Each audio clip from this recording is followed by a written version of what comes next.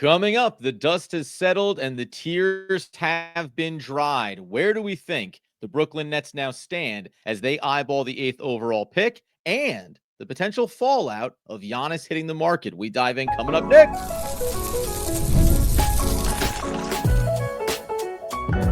You are Locked On Nets, your daily Brooklyn Nets podcast. Part of the Locked On Podcast Network, your team every day.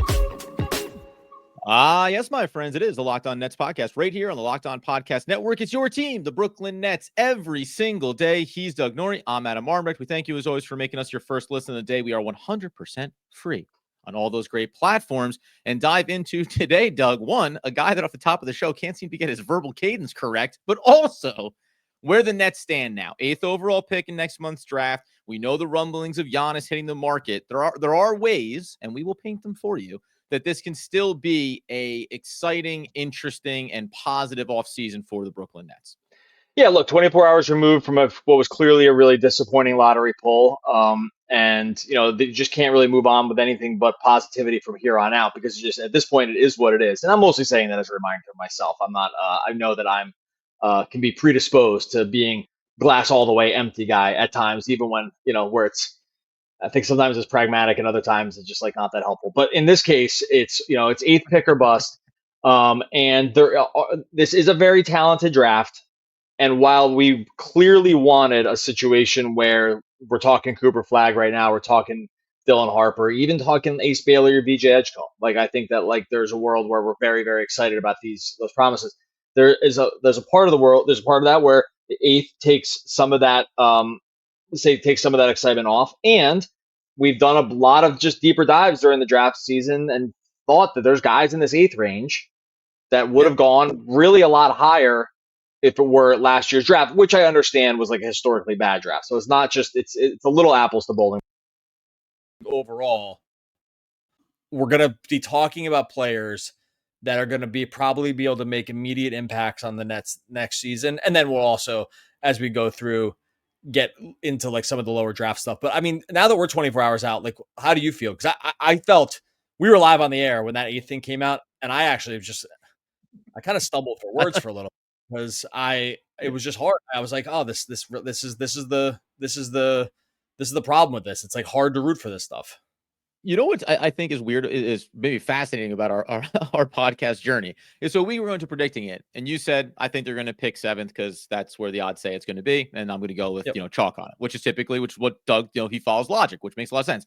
I said, they're going to spike. They're going to spike. They're going to get a top 4 here. Maybe it'll just be the 4th, but it'll still be something a little bit to give a taste back to the fan base.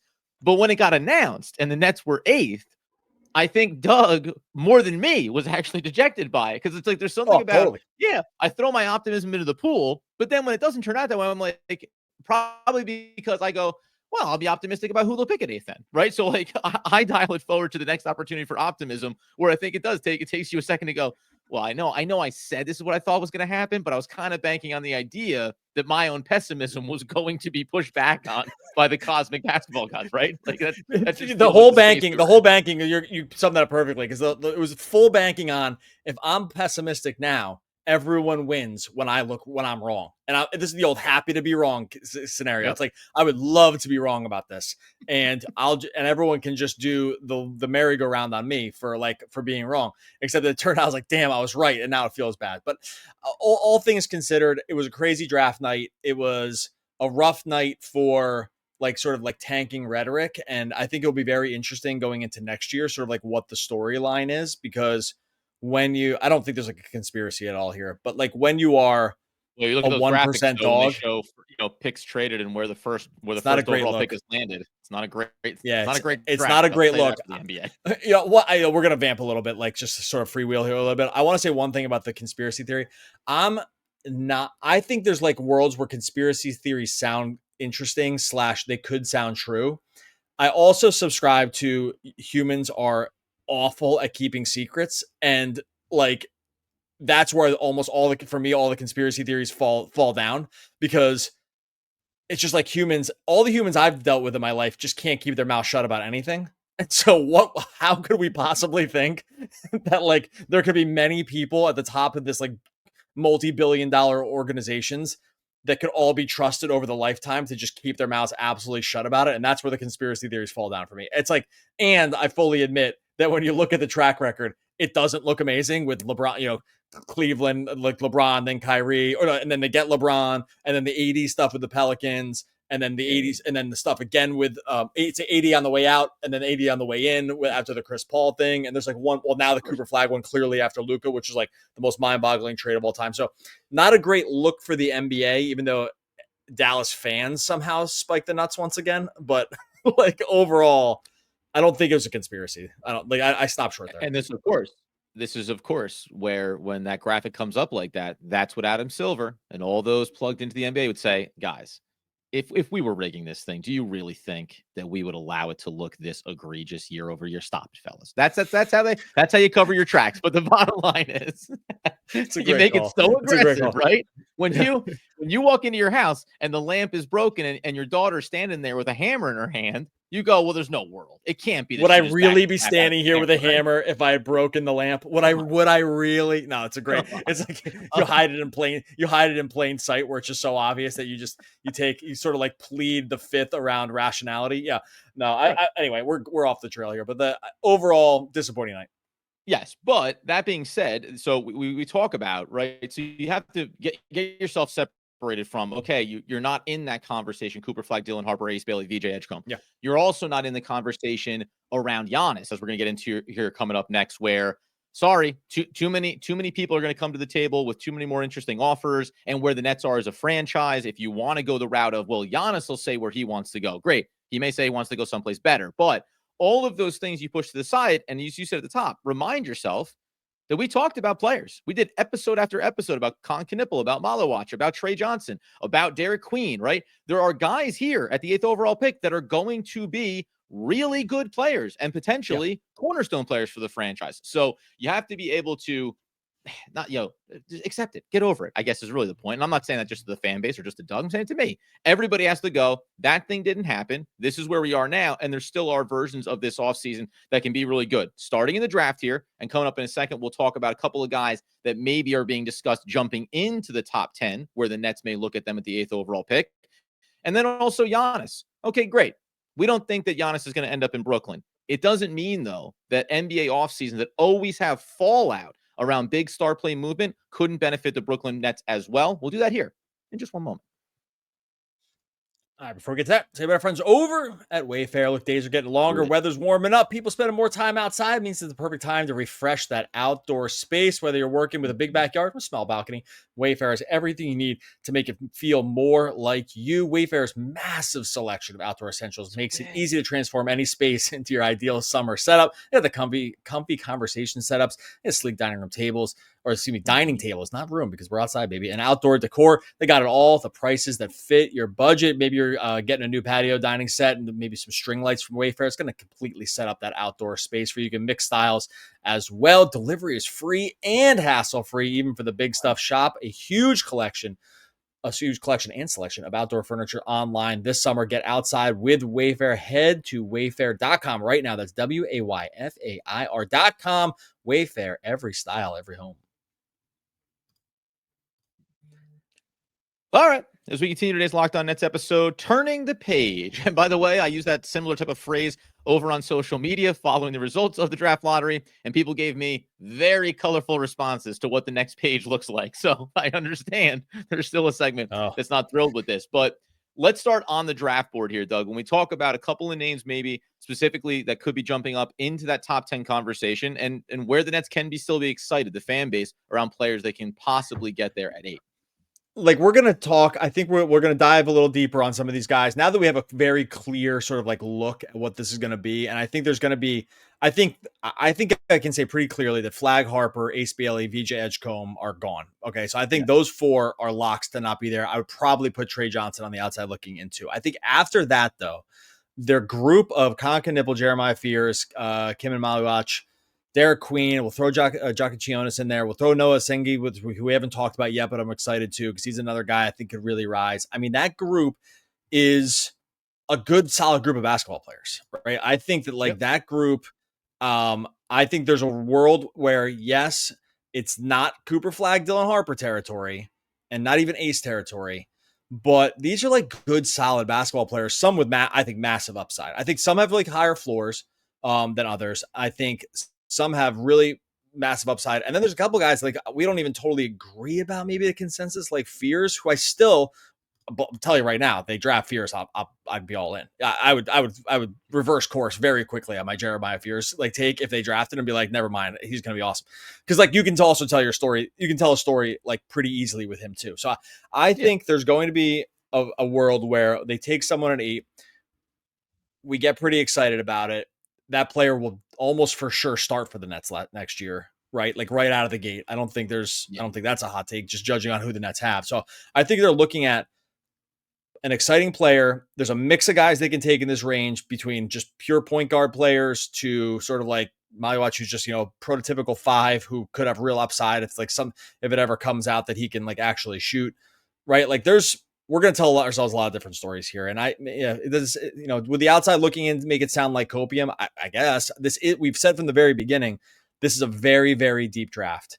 And yes, comparing it to last year is not fair because last year was a dumpster fire of a draft. But you kind of just are, if there's a year to get 8th, this is the year, kind of. because this is like there are actual good players that are in this draft. And you really couldn't say that with certainty around a lot of other drafts, at least since we've been covering this, where you've been like, are we so confident that like one of these guys is going to be good? I feel very confident that a few of these guys are going to be very good NBA players. I think that's not a hot take at all. And I was thinking about it too. We talk about, we talked about guys like Asa Newell out of Georgia. We talked about CMB out of South Carolina. We're going to get to other players here. And I started to think about, it's like, how far back do you go? We started to say this at the beginning of it. Where's the cutoff at the top of the draft and the next group, right? Second and third tier inside the lottery and even this first round. But I think the real question is like, you mentioned about Jeremiah Fears. The second that he gets drafted by the Nets, I'm going to be incredibly excited because there's a lot about his game to love. Is there really, can you make a case for somebody, and I mean within reason of where they are on the board, where if the Nets drafted player X at 8, you would go, oh, boy, you know what I mean? Like, wow, you somehow managed to make the worst choice in a pretty good situation. I'm hard pressed to think that there's some player like Fears based on his size. We didn't get into talking about Jace Richardson, again, 6'3", $185, backcourt player out of Michigan State. Like, there's positional reasons why I might not be as excited, but I don't think the Nets will draft someone where I won't immediately follow up and say, okay, this guy can fit in a position X. It means we can think about the back end of the first round, other guys they'll add to him and what he could look like over the next 2 and 3 seasons developing underneath Jordi Fernandez. No, I didn't get that sense from anyone we saw. I don't think. Like, I thought that everyone here had a skill set that you could every player in this range that we discussed. And I think what we did 11 guys, 12 guys, I think total. 12, yeah. Every player that we talked about, except for maybe Asa Newell, and I don't even think he's going to be here when it's all said and done. Like, I could tell myself a nice story about their upside. And for most of them, I could tell myself a nice story about their floor too. And then there's a few that I think have like real upside if it kind of all comes together. And so I don't think I would be, I guess like maybe I'd be slightly disappointed. Maybe there's like probably tiers for me. Like, sure, but I'm not even ready to say what they are. So I think that overall, my feeling of this group was as we walk through them, I think we both found significant things to like about just about every player we talked about. We talked about their flaws too, and that's why they're 8th and not Cooper Flagg, right? Like, or Dylan Harper, where it's like, it's harder to find what the problems are, but none of the problems were insurmountable. I'll say that. Like, none of the problems were things that you couldn't just, you're an 18 and a half now. And by the time you're 22, like, they figured it out. I think most of these guys had something that you could see the upside on. So I'm not really doom and gloom about this, even though it feels very consolation prizey. But again, since we've been doing it's clearly the deepest draft. Like, I don't think it's even close. Since we've been kind of like talking about it. So I hesitate sometimes to go back too much further to where we weren't doing like extreme draft coverage. But since we've been doing it, this is like, you can get to 10 and still be pretty excited. Like, when Jeremiah Fears is at 10, you're like, oh, we're doing pretty good. Like, I think that's I think that's kind of like, I think he's a good example of what I mean by that, because it's like, I'm not even the highest on him. And if you get all the way to 10 and this guy's like flirting around the top 10, you're like, man, this must be a pretty damn good draft because like he's a really good player and I can find enough flaws and I just can't maybe guarantee he's in the top 10. Whereas any other draft he would be almost for sure. So we can do one of two things, and I agree with you. We can start to turn our attention to the if not Giannis conversation, also about the outlook of what this season is going to be like. And it was going to be this way. Guess what? Even if they got Cooper Flag, it was still going to be a season that was going to be another, hey, this is step 1 or step 2 of whatever, how many step process the Nets need to go through. But I wanted to also just touch on one player that we didn't talk about, and probably when we think about like a Jace Richardson, we talk about Newell, guys that we maybe don't see as being as high up on the board. There has been one international player who is only 18 and a half at the time of the draft. So that's sub 19-year-old range that is now getting talked about, maybe where this becomes like we discussed the home run swing, right? Take the big swing here on a guy that has a lot of upside. And we think the Brooklyn Nets could end up finding that proverbial diamond in the rough. Do we want to talk about him here or wait until the back end? Your call. You can choose. I think they're both. I think it's a fair game. You choose, but you're the host. You're the hostess. You're the hostess with the mostest. Yeah, I'm the mostest. And I wrote down on a thing here. Noah Asengi. I had the name. I didn't need you to say it out loud before I was able to pronounce it myself. The Noah Asengi international player out of right now, if you go by, we'll go by, say, Tankathon has him at 14. So technically in the lottery, 6'10", $190 to 95-ish kind of range. Young player, obviously. This is one of those things where I always think like international players from a just very generic high level, they always get thought about a little bit differently. And he would be, as of right now, the highest, at least on Tankathon's draft board. 2 more back, Nolan Traore currently at 16. Both these guys, though, Traore as well, getting talked about more now as the draft is approaching next month. I think Asengi probably falls into this category when we talked about some of these other prospects. The raw potential is there, and you could easily say 2 years from now, you're talking about, oh, they should have been discussing him being in the top 10 from day one, maybe leading into the draft and being worthy of discussion around that 7, 8, kind of range, maybe 6 to 8, probably maybe you'll feel right when you reflect back 2 years from now. Yeah. And I know, France has gotten gassed up a little bit in recent years because like, obviously Wemby helps here, but then you got Bilal Coulibaly, who kind of fits like this, not exactly this mold, but like, it's like, oh, it was all projectables without too much of the basketball. And then all of a sudden you're like a year in on him and you're like, well, that's going to work. Right. And so, and I hate to just because the country you're from, you get compared to the other guys that your country is from, but because I don't think that's totally correct.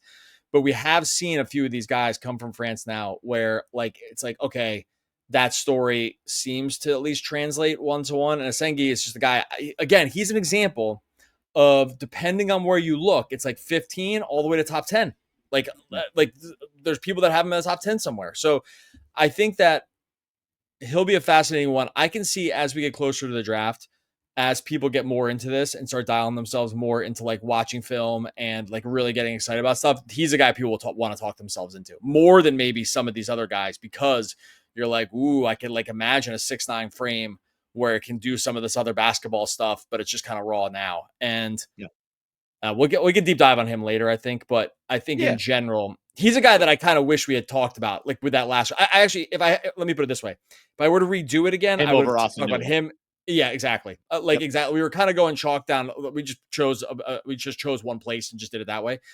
But if I were to go back, I'd be like, oh, we should have just talked about him. So we'll do that later in the week, because I think that's a guy that there's a story to tell here that Nets fans can be pretty excited about.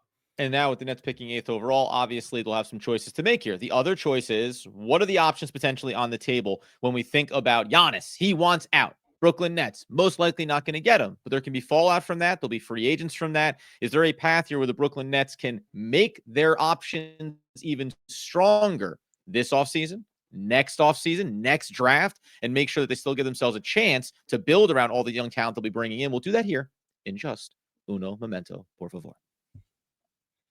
All right, before we get to that, today our friends are over at CarGurus. Look, shopping for a car should be exciting, not exhausting, and we know it can be. Between the confusing prices, hidden fees, it can feel totally overwhelming. That's why I gotta love using CarGurus. They help you cut through the noise, show you the best deals with full confidence. Over 4 million listings. CarGurus has more new and used cars than any other major online marketplace in the U.S. They verify the dealers, they provide real price analysis, and give you the tools and data you need to make the right choice without second guessing yourself. You need a deal you can trust.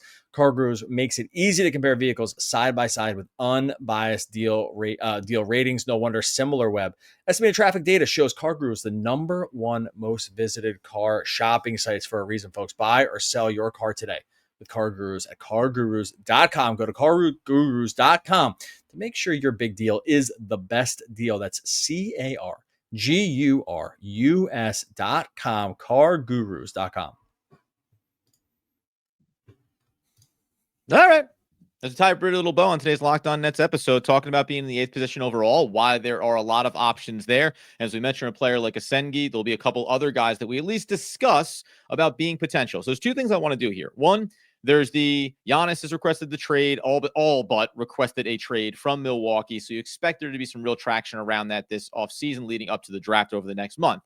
But even beyond that, one, do you think there's a world where the Nets sitting at 8, a team is like, hey, one of those guys from that 6 to kind of 10 range, we actually really love that player.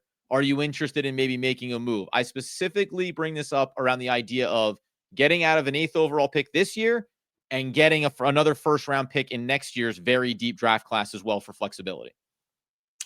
I think there's a reason you don't often see these kinds of things happen in the NBA, because unlike the NFL, where we can like one-to-one say this is who you gave up, like the NFL, there's so many guys drafted. It very rarely it's like, okay, if it happens at like a quarterback at the top of the class, you can tell the story, and everyone else, like everyone just kind of forgets, right? Like, so the NBA is a little different just because there's so few players. I think there's a reason you don't see some of those trades like this happen. And the times where you do remember it, it's like it went the worst possible way for the team drafting up, because it was moving up or down or whatever. Because it was like, well, Fultz for Tatum. You're like, well, geez, that looks terrible. Or Luka for Trey. Right. Like, and so, and it's just like so clearly 1-for-1 where you don't want to do it. So I think there's a reason sort of structurally you don't see draft picks like that, draft trades. So I don't think that's really that likely. I also don't think, because I've seen a lot of people have messaged me about this, some folks have messaged me about this, where at it's least like, one person messaged you about this. More than one, less than 10, probably. Where they were like, do you think the Nets move up like to like 2 or 3? That just, everyone needs to get that out of their head right now. Like, there's just not, they're not moving up. Like, they're not moving up in this draft. They're for sure. I mean, people are like, do you think they can move up for Cam Johnson in the 8 for 2? I'm like, please don't even begin thinking this. Like, it's just totally impossible. And anyone in Nets Nation that's like telling you that's a possibility is selling you completely false hope. And you can at me and at them, and I'll feel free to quote them. It's just like totally never going to happen. Teams do not do it. The only way you would see like a Dylan Harper get traded is if it's like Giannis, right? Like if it's like Dallas has already said they're not doing it for Cooper Flag, so that one's over. They just came out and said it. And you trade a Dylan Harper if you can get Giannis, and that's like kind of it. It's not like so you can get, and Cam you already Johnson. have Wemby. There's actually a bit of an equation there as well about, we give a second overall for Giannis, elite talent. Well, we already have a superstar that we want to pair him with. It's young and ready to go, right? We can already tell we're all the way in the championship window if we do that, right? Like then you do it. Otherwise, like you're just not going to do it. So I really want to caution that any Nets fans that's out there being like trying to go into the trade machine and trying to get the Nets from 8 to like even 4. I just don't think it's happening. I think they're sticking at 8. Maybe the moving back thing I hadn't thought about, but I could see that. That one's a little bit more palatable, because I think what we said from the beginning is that teams are going to internally evaluate these players much differently.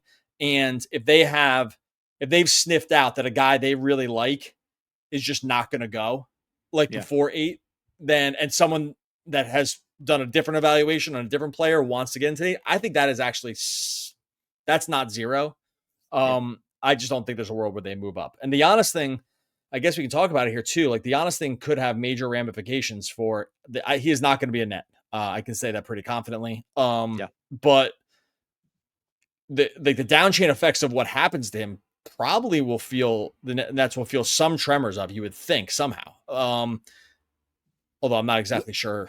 Maybe we can talk about that different scenarios. Here's what I think. The first least sexiest version of a Giannis move is the Nets are capable of taking on contracts. Hi, how are you? We can take on your money. Like you need to get something done here. Somebody else needs to shed money to make room for Giannis, right? And maybe other players. Yep, we can tell ourselves a story around that. So the Brooklyn Nets being able to take on money and maybe get some more draft capital. That's the lead. That's not fun. That's not going to excite the fan base, but it would just be moving in the direction of flexibility, having even more assets, waiting for the next guy. The secondary version of it is, I think, teams that say, oh, we want Giannis. Here's our offer. And at the end of the day, let's say he goes to San Antonio, right? Second overall pick. Milwaukee has to reset themselves around Dylan Harper, and away you go.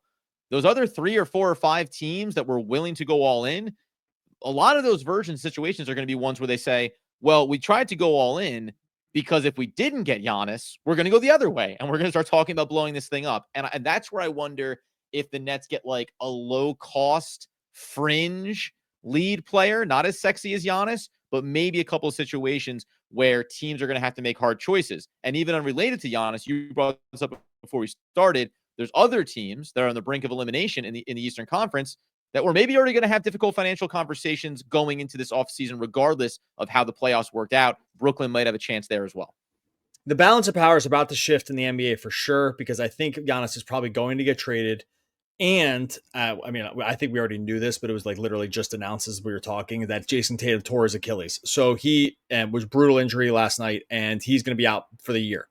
That was the worst impression of the Three Stooges that I've ever seen somebody do. Yeah. And it's unfortunate. It was so brutal. I feel bad for them. I think they were going to love injury jokes, but I got to tell you, he's hurt and it's brutal. He'll come back healthy. But there was just a split second, where he was kind of rotating himself on the floor like he was going to break out into a dance move. And I got a little bit excited. I can't even joke about it. But they were already going to get eliminated by the Knicks, I think. So I'm not even saying that that's going to be an excuse. The Knicks were going to win the series almost for sure. Boston was like kind of imploding. Now that's a team that's was already absolutely up against it financially. And now they just can't contend. So they might be in like mini blow it up territory in the short term. They're like, they can't contend without Tatum, even in a diminished East. Because the East, if Giannis gets traded to the Spurs, the East is going to be terrible. Like the West is going to be an absolute buzzsaw.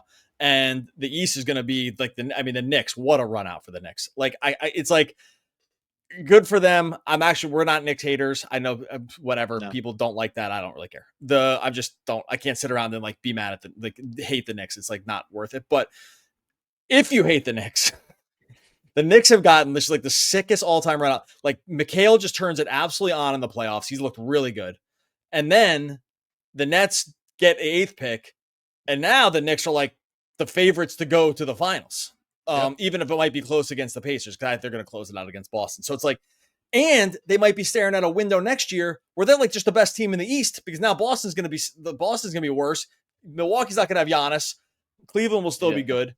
And then, but like who else? And so they're going to have maybe clear paths to like good playoff runs anyway. So the Knicks got it all. So, I don't even know where I was going with this. Okay. So so I think the balance of the power is going to shift. I do think that some of these teams, I think the Boston could be in like mini blow up mode, not full blow up mode, mini blow up mode. Right.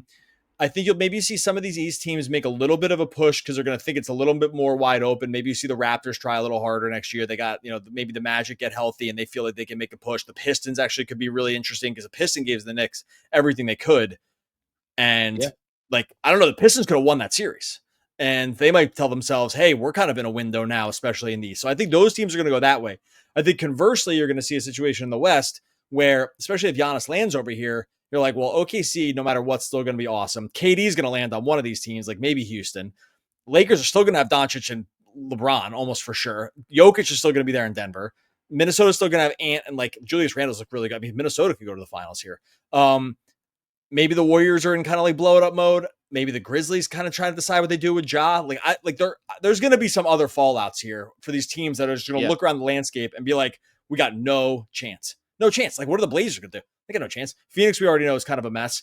Mavericks get Cooper Flag. Kings are kind of a mess now.